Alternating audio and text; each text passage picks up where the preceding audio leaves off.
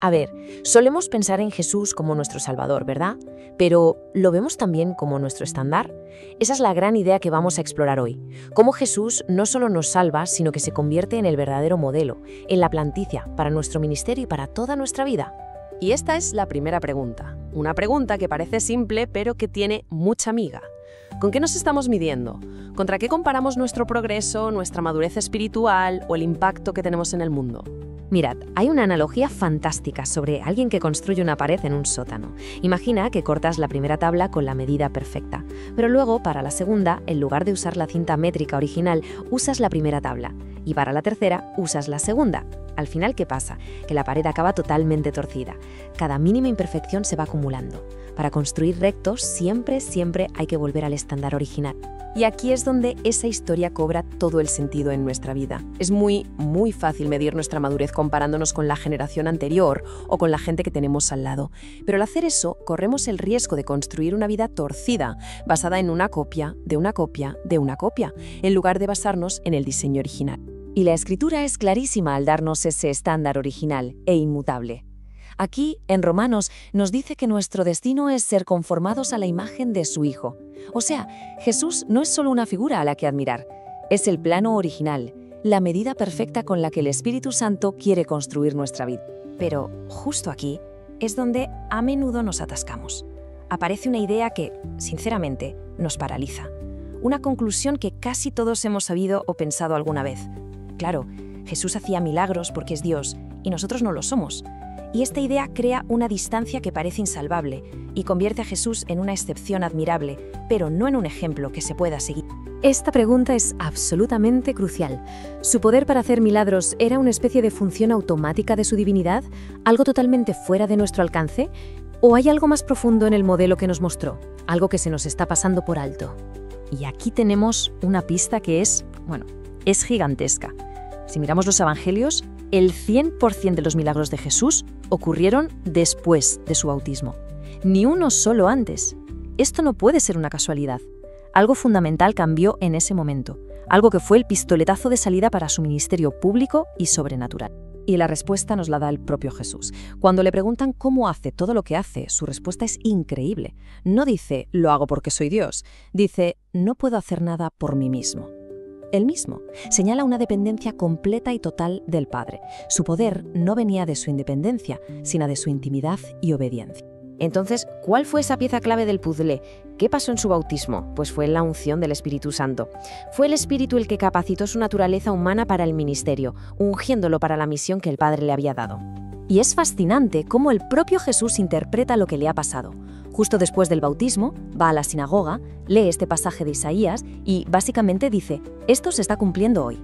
Atribuye toda su misión, predicar, sanar, liberar, no a su divinidad, sino a la unción del Espíritu Santo que acaba de recibir.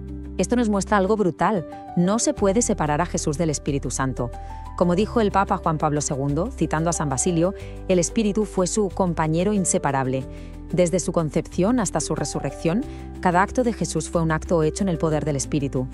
Y aquí es donde todo cambia para nosotros. Porque si Jesús, en su humanidad, actuó a través del poder del Espíritu Santo, y a quienes creemos se nos da ese mismo Espíritu, entonces Jesús pasa de ser un Salvador al que solo podemos admirar desde lejos a un modelo que podemos seguir. Se convierte en nuestro hermano mayor, el que nos enseña cómo se vive. Esta es, sin duda, una de las declaraciones más explosivas de toda la Escritura. Jesús no dice, admirad lo que he hecho. No, dice, quien crea en mí hará estas mismas obras e incluso mayores. Esto no es una sugerencia, es una expectativa. El estándar no es solo creer, es participar activamente. Claro, una expectativa así puede generar un montón de dudas y objeciones. Es normal. Así que vamos a ver un par de las más comunes, de las que más nos frenan a la hora de abrazar este estándar. Esta es quizás la número 1.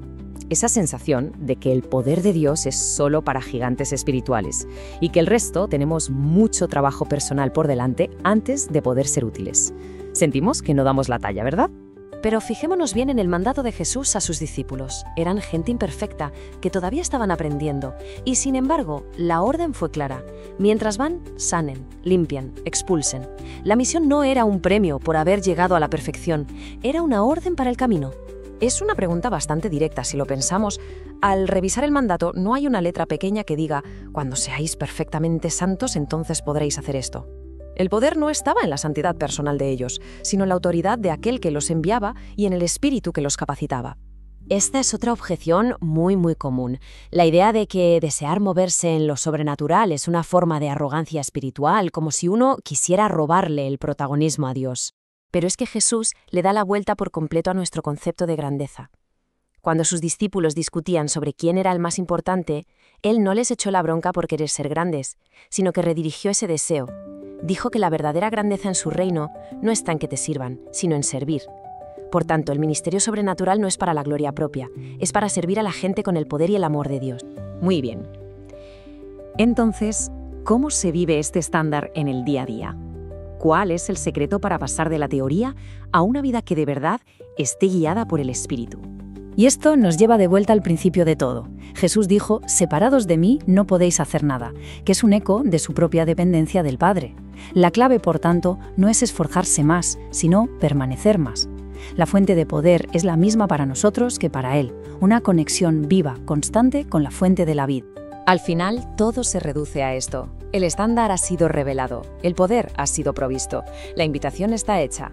La pregunta que queda en el aire ya no es sobre qué es posible, sino sobre la propia disposición, hasta qué punto está uno dispuesto a vivir una vida guiada por el Espíritu. Entender que Jesús es nuestro estándar no es una carga, es todo lo contrario, es una liberación. Nos libera de tener que compararnos con estándares imperfectos y nos invita a una vida con un poder y un propósito increíbles, guiada por el mismo Espíritu que lo guió a Él. El único límite al final es nuestra disposición a seguir su ejemplo.